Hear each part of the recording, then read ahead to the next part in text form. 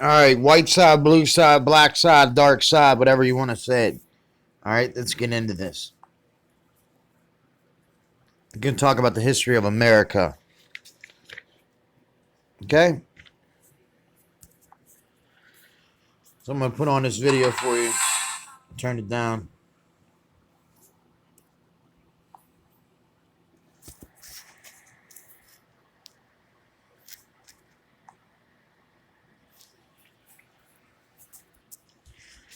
Okay, so let's play the game here.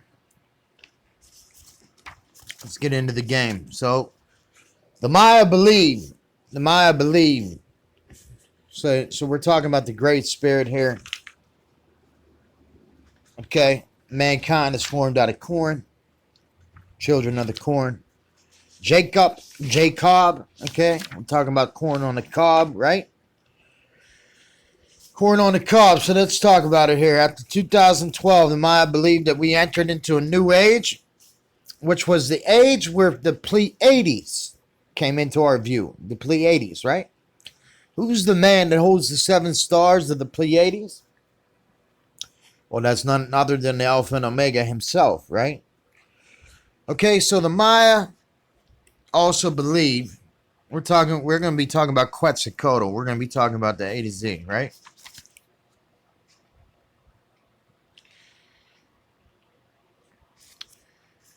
Okay, so the Maya believe that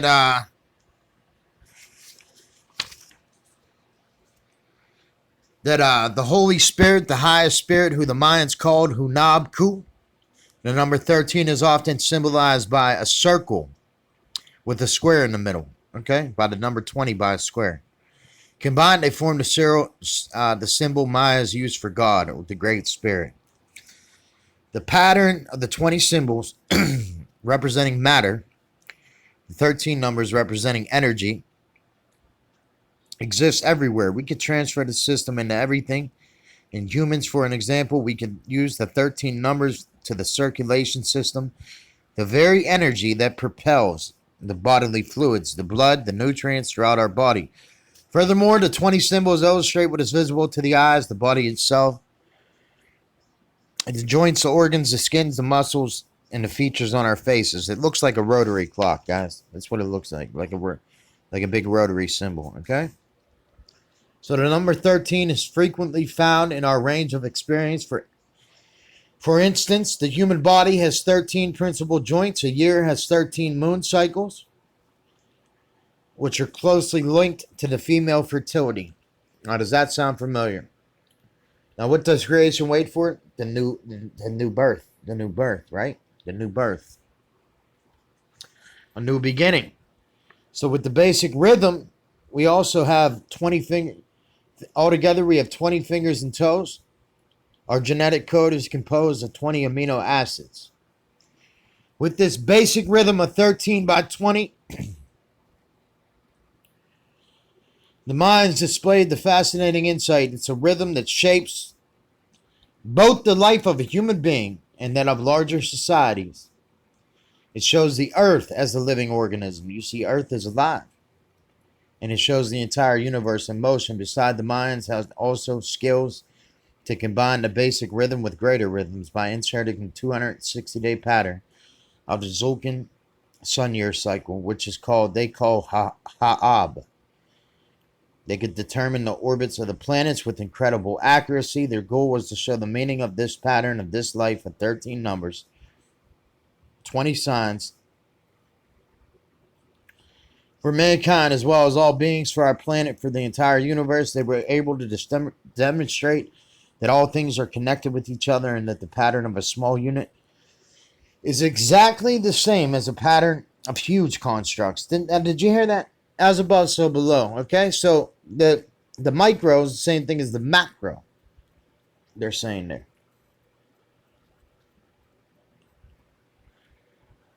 So the Mayan culture was destroyed about 500 years ago. Nevertheless, several million people in the countries of Guatemala, Mexico, Honduras, and Belize consider themselves direct descendants of the Mayans. Okay, it's only recently that the shamans, the prophets, and the wise elders and the Mayans and the ancient people have been able to speak again in public without risking their lives, and they bring a vital message, a message for all the people of the earth. Okay? Which is we are all connected. We are all one. Okay? We're all one.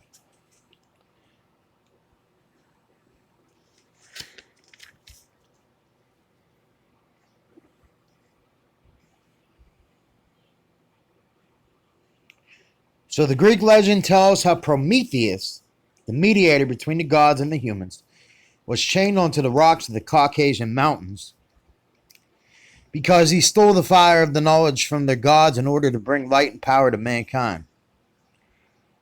In the Judeo-Christian myth of creation, Adam and Eve were exiled from paradise after they had eaten from the tree of knowledge. The creators of man feel uncomfortable when they realize how perfectly their creations turned out, since it was not really in their interest to have created such clever beings. The gods curbed their powers, as we can read in the Popol Vuh. The heart of heaven blew mist into their eyes and clouded their sight like a mare when breathed upon. Their eyes were covered so they could only see what was close, only what was clear to them. And the way of the wisdom and all knowledge, the origin from beginning, was destroyed. Humans began to forget all their wisdom. It's almost like humans have amnesia. They don't know how special they are. You are special. You are perfect, just how God made you. Okay? So all the time, when humans were still divine, they could do everything, whatever they thought about happened. When they abused their divine powers, they brought misfortune into the world and upon themselves. When Vishnu and Shiva discussed what to do about it, they said, we need to take away all their power in order to prevent something worse, but where can we hide it so that it can't find it anymore?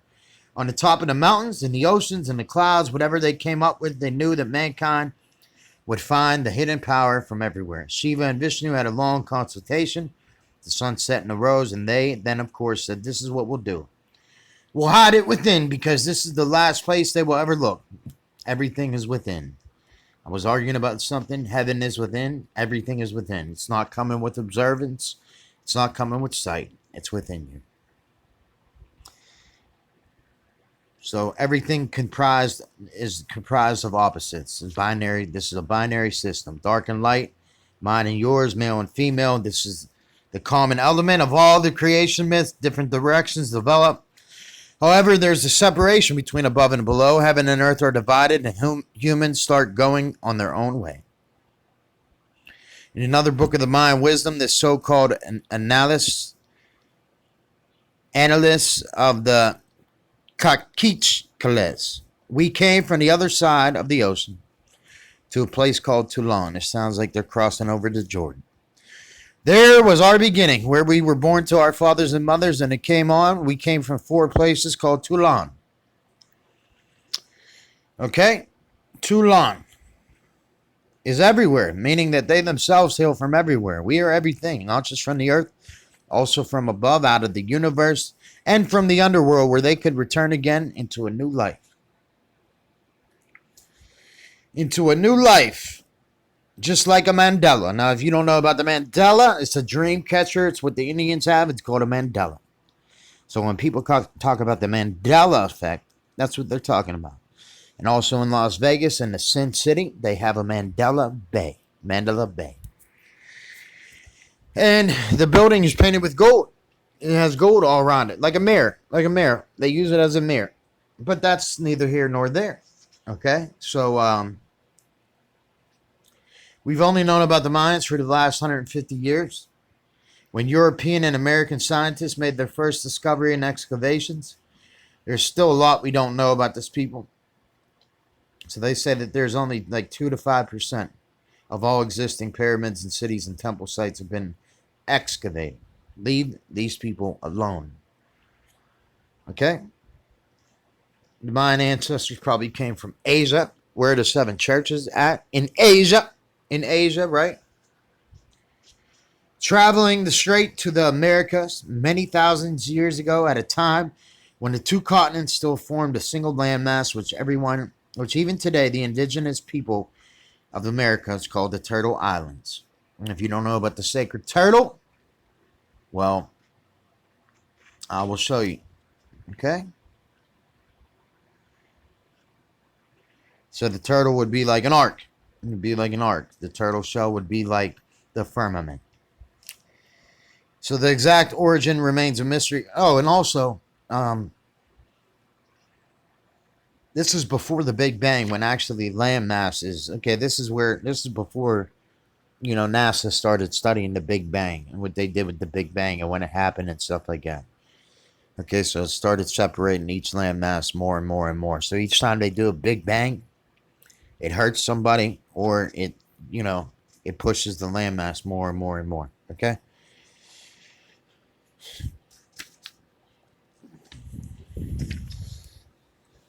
Okay.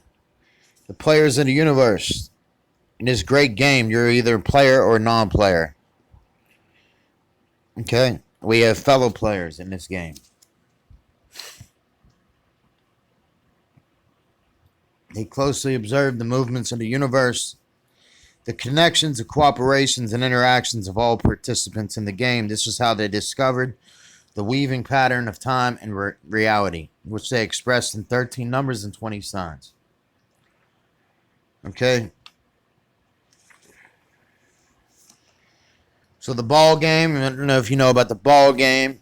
Okay, the Mayans knew the rules of the game, and that the game of the universe also knew all the other rules. They knew how dangerous it is to not know these rules or to disregard them.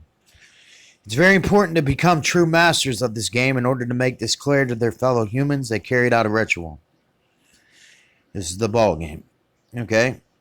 They enacted the polarity of light and darkness with the ball. Okay? Representing the god of light, the sun. And when the ball passed through the stone ring, darkness was finally overcome. The ball, a heavy missile made from a wild rubber called a coatl, had to be constantly kept in motion. So this ball is like the neon ball, right? So me and my nephew were playing with the neon soccer ball the other day, and we were kicking it back and forth, back and forth, back and forth. Okay? By carrying on this game, the Mayans showed that themselves are co-creators of the universe, and the light will always defeat the darkness.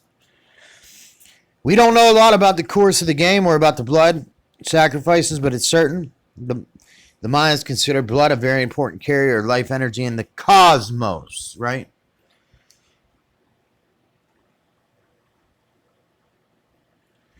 It's when we become one with the dark side of the divine. In great honor have they believed that they would go straight to the Great Spirit, where darkness and light unite. In this between is called the Ben. The Ben. Okay, so they...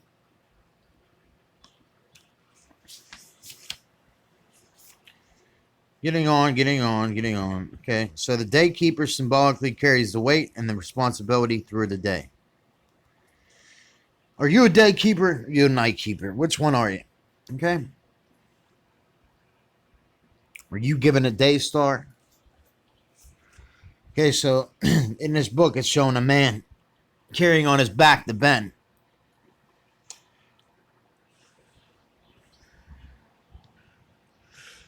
So, the mathematical achievements of the Mayans were particularly astounding, especially the invention of the zero and the positional system of the numbers. This enabled them to calculate the moon month to month and also the sun year precisely to the second, and in their astronomical and astrological calculations, they were able to cover the time spans of several million years. The Mayan calendars were much more accurate than the Julian calendar, which was used in Europe until 1582. Their interest in astronomy stemmed from their fascination with the relations between the Earth and the universe, and they became true masters of this tradition. It's still being kept alive. The Mayan day keepers use their people and their ancient calendars to gain insight on everyday life. Okay? So,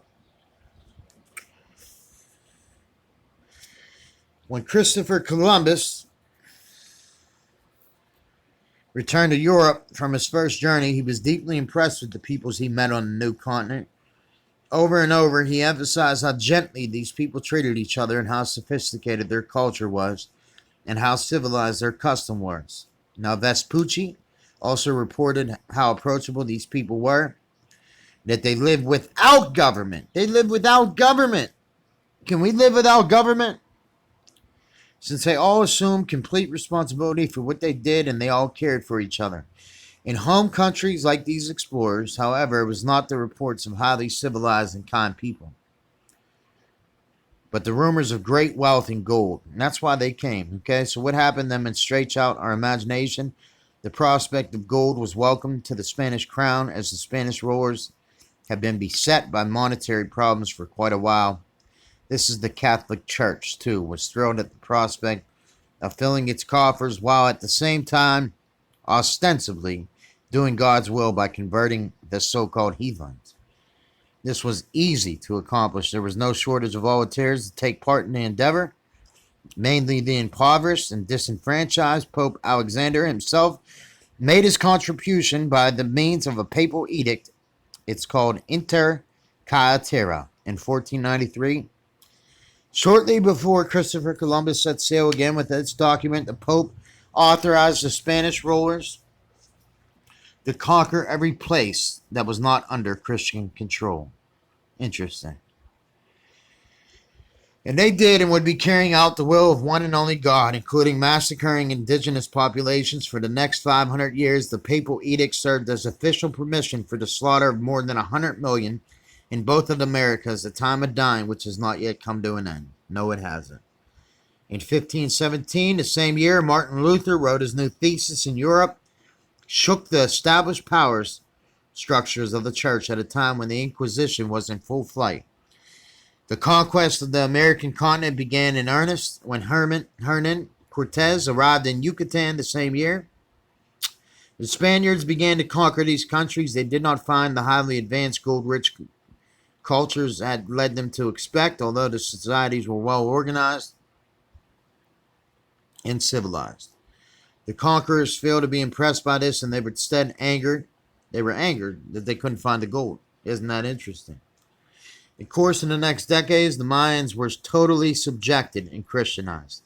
These records were the work of the devil and burned in the name of the government and the church, and their buildings and their cultures and their edifices were destroyed unless they had already become subsumed into a deep jungle. From then on, it was prohibited to say that there may have been a great culture before the new rulers came into the countries, a culture that was probably much more advanced and civilized than their own. Centuries of violence, oppression, exploitation were in store for the Mayans. They were seen as subhumans with no rights.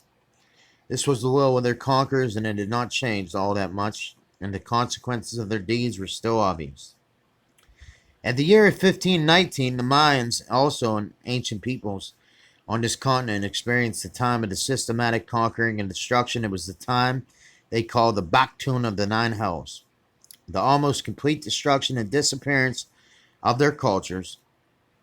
It was said 9 cycles of 52 years would need to pass until this dark time came to an end.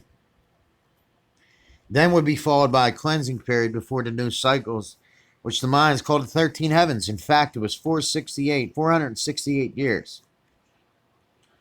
Now, when I hear that, 468 years, man, that reminds me of Daniel. It marked the turning point of evolution up to then, and the Mayans called the harmonic convergence, the time when Earth starts cleansing itself and mankind is called to do the same. The period of the 9 hells was also the last one of the 400 cycles of the current age, thereby will end now. Okay?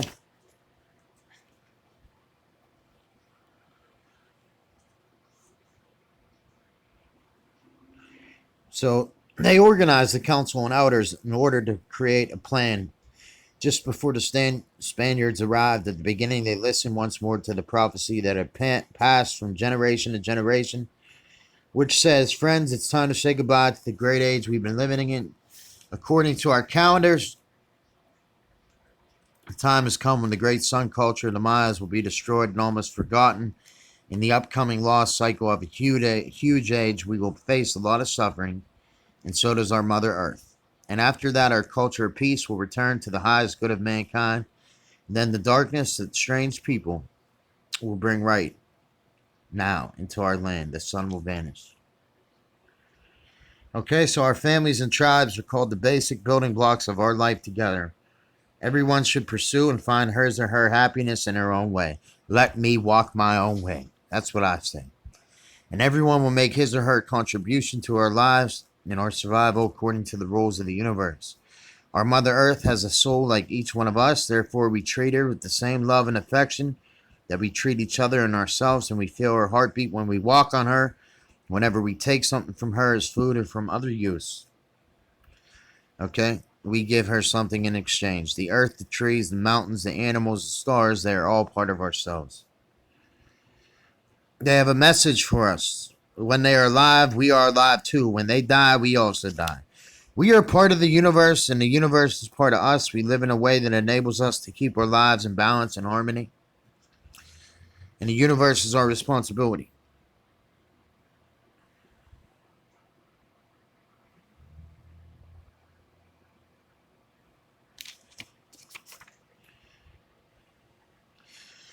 Most important is the right of the individual to find happiness regardless of the cost. The happiness of an individual consists of owning, knowing, and doing as much as possible. The only purpose of the earth is to enable man to add his possessions. We can take from it whatever we need. We are the center. Find the center place. God, who only tolerates his rule, which is imposed by his agents. There's only one truth, and it is his truth. Okay? So the Jaguar prophet says this: oh, we're so sad it's all come true. They arrived from the east, stepped onto this holy land, those barbarians, the messengers bearing signs of their God, these strangers to earth. We are really sad because these white cowards came like the sons of heaven, hailing blows from above, piling their stones up before us to erect the false buildings that will not survive, for they will all decay. Oh, there is great sadness everywhere. We deplore their preaching about God, the only God, the talk that has spread around the whole globe, the talk about God in heaven. This only God talks about sin. Sin is his doctrine. Inhumane are his soldiers. Cruel like vicious dogs. It is a God who puts burdens on us and plunges our country into blood. Oh, great sadness oppresses us because heavy is the load. When Christianity came to us and all that has arrived with it, the force of slavery has oppressed our people and killed our leaders and our elders. Now, isn't that a shame? You know, they show a bird here with a cage, flying into a cage. Now, this is very, very, very important because they got us in a cage, guys. Okay? And I don't believe in a God who puts heavy burdens. And neither did Jesus. And we don't believe in a God whose sin is his doctrine and lays heavy burdens on us. That is not what Jesus said. Jesus said the opposite. Jesus said, my burden is light and my yoke is easy.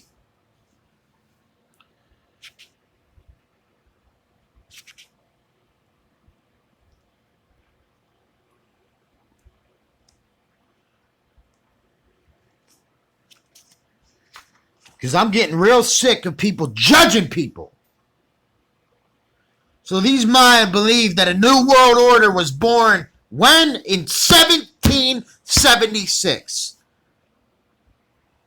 And its foundations were declared solemnly, right to life, freedom of expression, equality, and the pursuit of happiness. This was and is the common basis for the former 13 and today's 51 United States of America. This was and supposed to apply to everyone except those who actually owned the country before the Europeans arrived.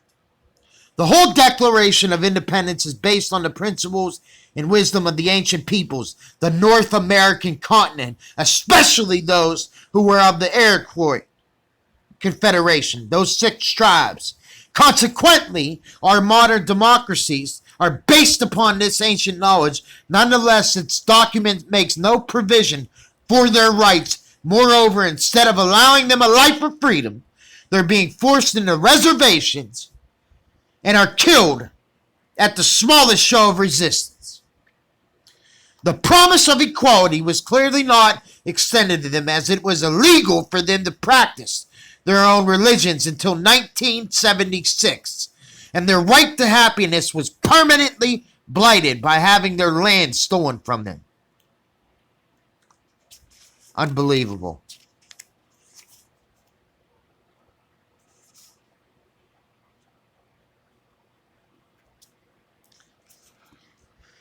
You see, the development of the 20th century topped everything that had come before. The discovery of atomic energy brought infinite power. Do you hear that? They have infinite power. They know about atomic energy. So those aliens you all rave about and rant about, maybe they're saving us from something. Like an atomic bomb or something like that. Maybe that's the case. I don't know. Listen to Admiral Byrd. But you probably think he's lying about that, huh?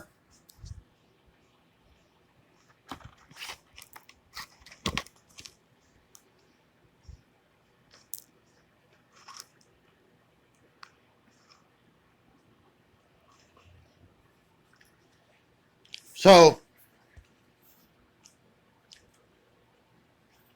the world economy suffered one crisis after another, all of which caused serious social problems. Eventually found an outlet in the shape of the two world wars. Every single, I swear to you, man. Why are we warring? Why are we warring? Lord, I pray for peace. In planning the purge of non-Aryan races, Adolf Hitler referred to the immense genocides that had taken place on the American continent. He understood these to be exemplary, worthy of imitation. In his book Mein Kampf, he stated that he intended to follow the methods of the Catholic Church. Come on, guys. We all know Hitler was, Hitler was in with the VAT, okay? We all know that.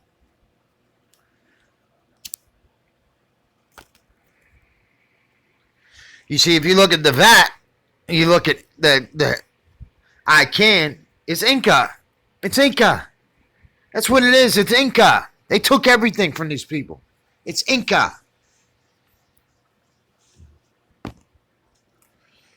Okay? So he knew that the Catholic Church was shaped by dogmas and fanatical intolerance. Okay? The example of Guatemala clearly shows how large corporations grasped the resources of these countries in the 20th century. The Mayans were driven from their land. They had toiled to make a living from predominantly barren soil. To avoid starvation, they were forced to work on the plantations for, it says a pittance. I would guess that means like a stipend or, for a little bit of money. So resistance began to mount. The corporations and the owners. The corporations and the owners of huge areas of land would seek the protection of the military and the Western governments as a means of controlling troublesome rebellions that were becoming everyday occurrences. The military became the guardian of wealth, consequently more powerful. From the middle of the last century onwards, with the help of the foreign governments, the armies took control of the country, which would retain the following 4 decades. These cruelties committed by these dictatorships exceeded all those that have been perpetrated before. When the simple indigenous people, and this woman, Rigoberte Menchu Taun, from the highlands of Guatemala, received the Nobel Peace Prize in 1992 for her work challenging the atrocities which have been committed. Since 1996, a peace process has been underway in Guatemala. Now the former soldiers are roaming around the country, some hired by landowners to protect their property. Okay, so the Mayans believe that the Great Spirit is like a whirlpool of energy. Now, if you don't know about the Whirlpool 51, I suggest you go look at Whirlpool 51, okay? The whirlpool stirred the waters, right? The well.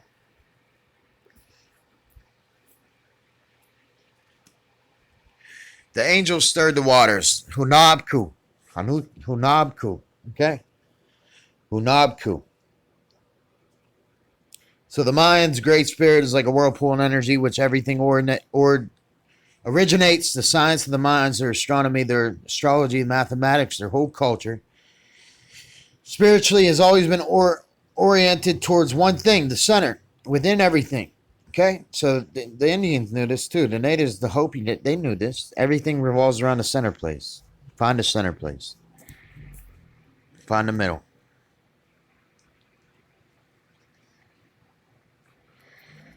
That which is all exists is in the cosmos. It's divided into three parts, similar to our modern classification of the body, mind, and soul. That's why the sky, the cosmos, is your consciousness. It's your consciousness. Okay? Higher consciousness, lower consciousness, whatever it may be.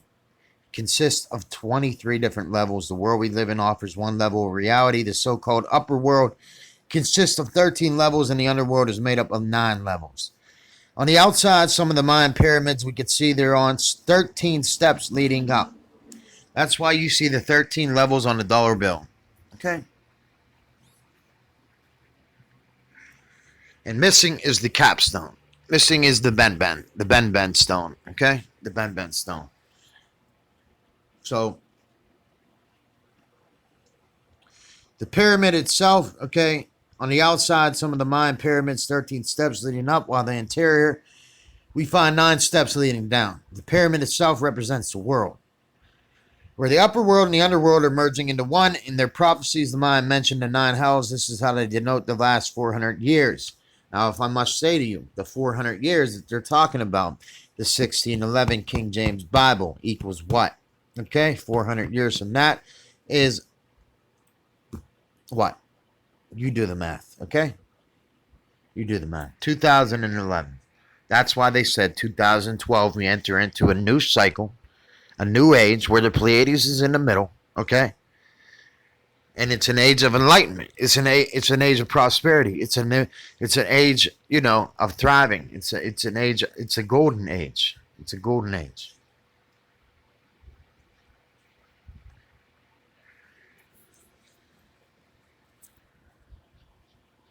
The powers of the upper world and the underworld should be in balance. This is the same thing that Jesus talked to Peter about. Okay? What you bind on heaven will be bound on earth. So, the underworld is... So, if this is not the case and the dark side of the underworld is stronger, catastrophes may occur. The energies of the 4 directions compass also play an important role as they hold the middle world, which is the world we live in, life, and balance. The number 23 adds up to 5, 2, and 3, which turns the mind's number into the center and the number of Hunaku. The number means 1. Okay? The number means 1. Each of the 4 directions is allocated the 520 sun symbols, and their task is to hold the world in center and harmony. So they show the tree of life here. Okay, they show the 9 steps leading up to what you would call air and light, water and earth and fire. The west is the water, the north is the light and the air, earth is the east, and fire is the south. Okay? And when you reach the top, when you reach the 7, you've reached the top of the tree. When you reach the 7, you reach the top of the tree. Okay? That would be like 72 degrees at the top of the pyramid. Okay, the 5 elements, water, air, earth, and light, into their view of the world. And again, they accomplish their own special way by linking the 5 elements to the 3 parts of their cosmos. By doing so, they were able to show that everything is one. The upper world, the underworld, the world that humans are everywhere. Every human being, every stone, every tree, the air, the stars, everything that consists of these 3 levels. Consequently, also the 5 elements, each tiny particle is turned into a reflection of the great universe. Okay? Of the great universe. So the main pictogram of mind used the tree to symbolize the life and different levels of reality, and therefore they consider the Kiiba tree to be holy and have now made it their national tree. Beside the pyramids, the cross, the Milky Way, the inner structure of the Zolkin, the holy calendar fulfills the same symbolic function. Mythology tells that once the primordial creator became the tree of life, since then he has become visible in the night sky in the shape of the Milky Way. Okay? This is the promised land, the land of milk and honey, guys. Okay? Who did Jacob wrestle with? The angel at where? Pineal. So if we're talking about pineapples, pineal. Okay? The water flows through the underworld, representing the subconscious, and the dream world. In the primordial beginning, the element of earth floats on the water. So God said, the world exists in the water and out of the water. The earth itself is penetrated by the water. This symbolizes the conscious world, the world of humankind, and the cycle of birth, maturing, and passing. Above the earth, the element of air rises. This reflects the spirit, the power of creation. On the next level, we find the element of light, connecting humans to the upper world, which is ultimately their highest world. The upper world, the underworld, the world of humans are all connected through the element of fire. Fire is the motor for all living beings on earth, right? God is a consuming fire, right? And the fire of the sun connects all living beings to the highest levels of existence. So every level of the upper world is populated by divine beings who have created everything. See, you are creators. You are a creator. And who now take care of the humans and safeguard their necessities like sun, rain, harvest, and food, except the moon goddess Ixcal. The world is mainly populated by male gods, whose principal deity is the Lord of the Sun of the Sun, Ahayu. He is also the last in the circle of the 20 sun signs. Other important gods are the corn god, Khan, and the rain god, Chak. 9 levels of the underworld are ruled by the so-called lords of the underworld, which are capable of dissolving, destroying the old in order to make it way for the new. It's very significant on this level. Female deities are prevalent, as this is the place of rebirth. The passage from death to life, it denotes a period of rest and conception until the circle of creating life will begin anew. The Australian Aborigines call this the dream world. Okay? And also, the middle world, the humans, the place in where the upper world and the underworld meet. This is symbolized by the holy tree, which is anchored by the deep in the underworld by its roots. From there, it channels the water of life, the nutrients through its trunk right up into its crown, which stretches up into the sky and absorbs the light above. Thus, the three tree teaches humans about their special purpose in life, the link above and below. Humans need their gods, but the gods need the humans too. Okay? Everything is one. Okay, so right here they're showing the Hunahku. Okay? They have a very important prophet like Jesus or Muhammad. He's called Quetzalcoatl. But the Mayans in Guatemala call him Kukulkan. His name translates as the feathered serpent. Right?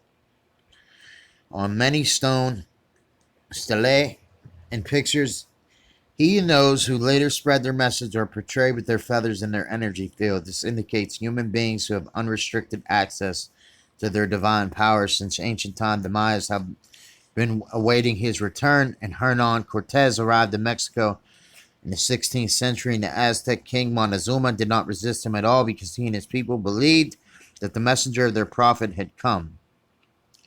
It is said that Quetzalcoatl once lived among the indigenous people for 52 years, and he was respected as a great teacher. He was adorned with green feathers, and his symbols were the serpent and Venus. Interesting. Okay, one day he ascended to the sky, and from then on he has appeared in the sky as the glowing morning star. Like I told you, that is the angel of the Lord. Okay? Okay.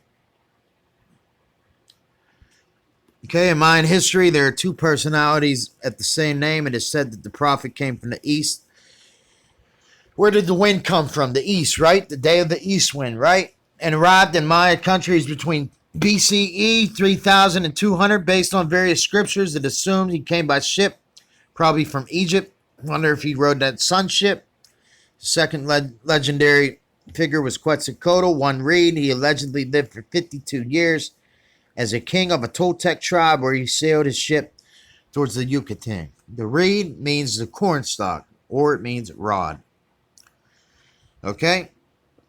So you hear a lot about the reed and the angel with the reed. You hear all about the reed. It's all about the reed, which is a reference to the first prophet and also to the 1 in 20 signs.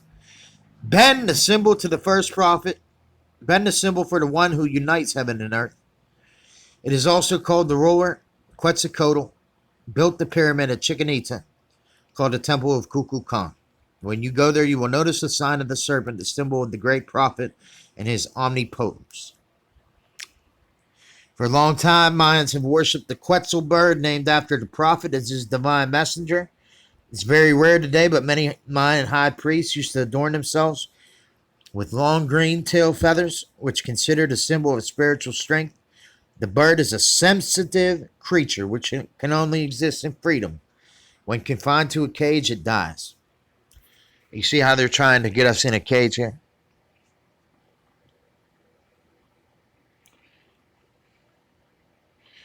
We need freedom and independence and peace, okay? We need freedom and independence and peace. And I'm going to stop there.